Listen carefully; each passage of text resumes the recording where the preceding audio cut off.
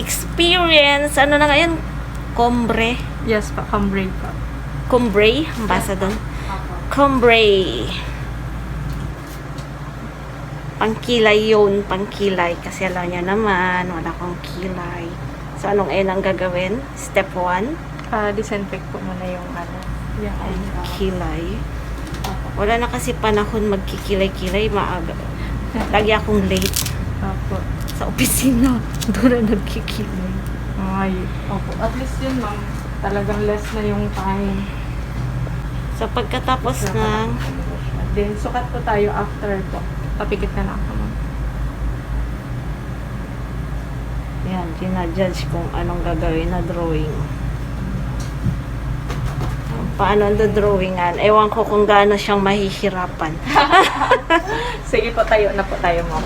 Ay, opo po. Ay. Ngayon, magsusukat. Dahil Fox, wala namang pantay talaga na kilay. Kahit yung kamay natin hindi pantay. Opo. Tapos na. Ayan, ang drawing. Architect din sila. Civil po ako, ma'am. Kaya Engineer pala. po ako. O yan, civil engineer siya. Ngayon, mukha na yung kanyang sinusukatan. Aray, yan pala yung ano. Sinulit. Unsymmetrical siya. Mataas po itong isa, dito po mababa. Oo. Hindi ko na siya i-pop video yung formula ko sa pagsukat, ma'am, ha? Sige. Sige po. Hindi pa yan ha, layout. Ano lang yan? Layout lang po. Layout lang yan. Yan, ganyan na itinaas na yung malungkot no, kabila. Ay, pabagsak. Ito nagtaas na. Opo. Pero hindi pa rin yan yung kulay. Para Hindi na pa. akong bruha. Yan. Ganda. So, ito kabila pa lang. So, mamaya kukulayan pa yan. Apa. Yan na siya, ma'am. Kabila pa? Apa, lalagyan natin. Ano na po natin? Ipapantay na po natin dito. Mga matatanda na, tapos tagsag na, naiiwan yung, Yung parang nagtatabingi. oo, parang naiwan na yung kulay doon.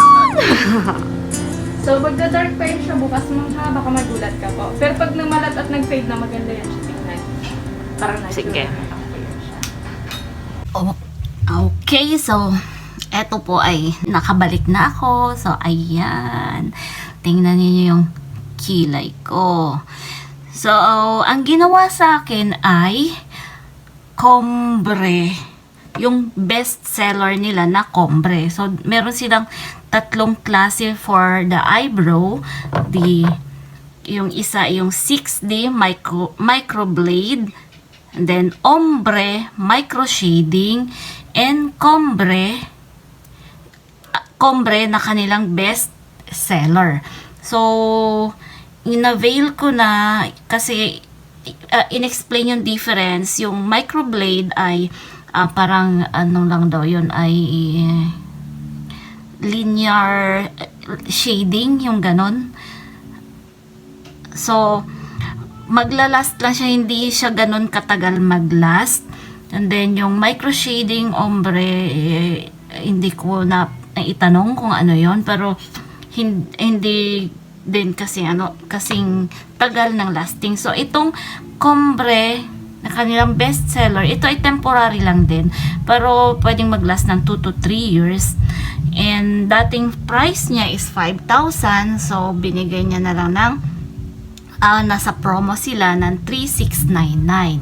By the way, yung 60 microblade nila ay 2,199. Ang ombre ay 2,699. So, kinuha ko na itong Combre kasi daw mas maganda at mas matagal mag-fade dahil ginagamitan niya ng nano pin. At saka yung pag may micro shading, may nano pin. Yun. So, sa iba wala yun. Yung nano pin. Yun. Siguro, ngayon ang hapdi. Mahapdi din. Kasi may anesthesia content. May anesthesia local. Pero, ramdam pa din nung ginagawa. So, siyempre, hindi naman ako may kibo doon. Pero pagkatapos nun, mahapde. So, ngayon ang feeling ko parang nag-tight. Parang siyang, ganyan, parang nagdikit-dikit yung skin. Yun. So, for ngayon, yan. Ang nangyari ay parang nagkakaroon ng moisture. So, kailangan ay i-tap-tap lang muna. Tap-tap-tap lang muna. Ayan. So, ano ngayon yung after nito, ano ngayon yung mga dos at saka don'ts. Ito ngayon yung gagawin. Every day, papahiran ko nito yung vitamin A at saka vitamin D ointment 3 times a day hanggang 1 week. So, kasi para malambot lang din yung yan. Anong kailangan natin i-expect? So, expectation dito, syempre, yan, ganyan ka dark, diba? Dark, by the way, ito ay kulay brown lang. So, kung titingnan nyo ngayon ang dark. So, expect more darker ito mga bukas. Pagtapos nun ay mag-unti-unti siyang mag-fade. Magkakaroon ng mga scar ng balat-balat, yung pipil, parang sa mukha nagpipil off. So, hindi yun kailangan tanggalin, kaya may ganito. So, before ganito, yung wipes lang na non-alcohol base, yung kailangan ipahid na magsaserve as disinfectant, paglilinis bago ito, na 3 times a day. Then, hanggang unti-unti na siyang mag-fade at nakita na yung tunay niyang ganda. So, ngayon hindi pa yan yung kanyang sobrang madark pa. So, pangit pa tingnan, di ba? Madark pa masyado. And, ang bawal naman, ito ang struggle. Pag maliligo, kasi bawal pa siyang maanuhan ng shampoo, ng sabon. So, paano ka maliligo doon? Dito lang nakatingala o nakayuko na hindi ito anuhan mo na ng sabon. Kasi baka kasi yung, hindi ko alam, basta siguro sumama sa sabon dahil irritants yun, yung sa shampoo, yung kulay niya. Kasi hindi pa siya talagang, raw pa siya, hindi pa siya, kumbaga sa mga itlog o sa hindi pa siya tama, hindi pa siya gulang sa mga prutas. Bubwit, pa siya? Yan, raw pa siya, hilaw pa. Hindi pa yung tamang kanyang pagkukulay na talaga. So, and then, bawal muna akong maglagay ng mga toner, ng mga skincare dito sa bandang noo. Kahit na sabihin mataas, kasi nag-absorb, bumababa yung mga toner, yung mga ointment dyan. So, dito lang muna ang mga ointment. Tsaka pag magsabon, dito lang muna, and wipes. Ayan. So, sa gustong magpagawa, ngayon ay promo sila dito sa Puerto, sa mga kasama ko dyan. Gusto magpaganda, alam nyo naman, Kilay is Life. Mura na siya. Ito yung mga 6,000 to 5,000, or 5 to 6,000. Na sa kanya ay 3,699.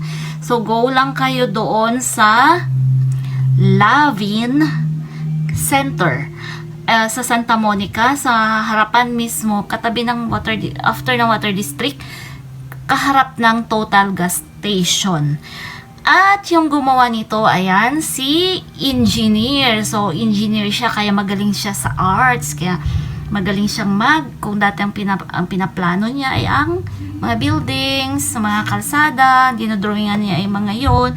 Ngayon, mukha na yung kanyang dinodrawingan. Siya ay civil engineer, si Engineer Darren.